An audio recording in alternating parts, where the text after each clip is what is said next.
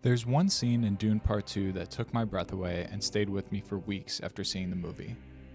It wasn't the sequence on Giedi Prime or when Paul rides the sandworm, but rather a smaller scene right after Paul drinks the water of life. Denis Villeneuve's Dune movies are known for their size and spectacle. Denis and his team have created some truly jaw-dropping cinematic sequences, with one of them recently being praised by one of the best directors of all time.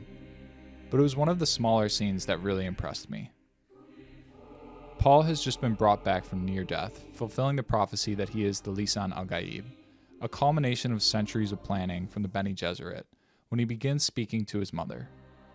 Through the Water of Life sequence, Paul gained exceptional awareness of the past, present, and future, all at once. His visions of future strands of time are more clear now, and he can act with greater conviction to move towards a future that protects him and those he loves. Denis zooms in on Paul's hand for this scene. With so many wide shots and massive action sequences, the close-ups throughout both Dune movies are especially dramatic, and this slower, longer take of Paul's hand is significant for so many reasons.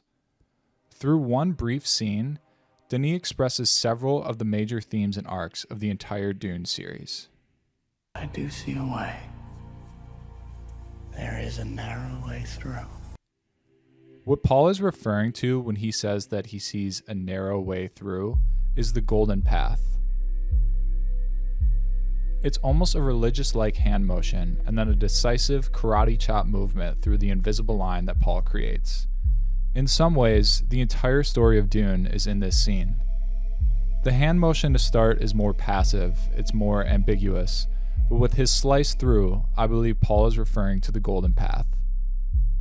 The golden path is mentioned in the first Dune book and becomes a central theme and motivation for several characters across all 6 books, and the seeds of the golden path are referenced from this point on in the movie.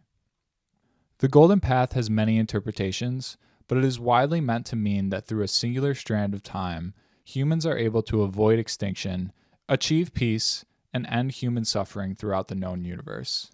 However, the dichotomy of Dune is that to achieve that vision, there will be centuries of suffering and harm to come. Which brings me back to the slice through here.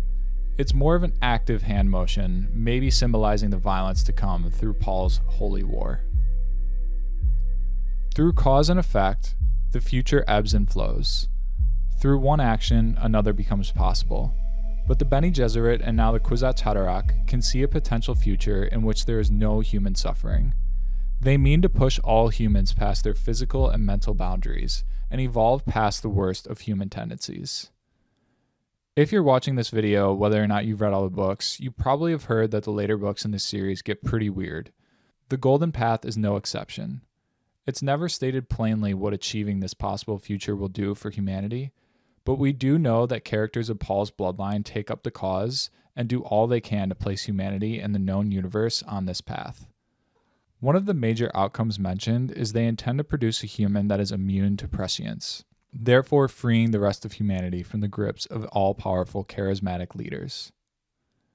One of my favorite Frank Herbert quotes is, "It is not that power corrupts, but that it is magnetic to the corruptible." Paul is aware of this before riding south to take the Water of Life. He's not interested in the power of being Duke of Arrakis. He knows that through fulfilling this timeline and assuming this role, he gains control of Arrakis and the production of spice. In the Dune universe, not unlike our own, the wars and suffering are a result of one party trying to exert their will and control over another. There's a lack of acceptance and understanding across cultures, and humans revert to their most violent tendencies. Scared and confused, humans often turn to violence in those moments. Through different tactics by characters in later novels of the series, they aim to resolve these issues on the controversial Golden Path.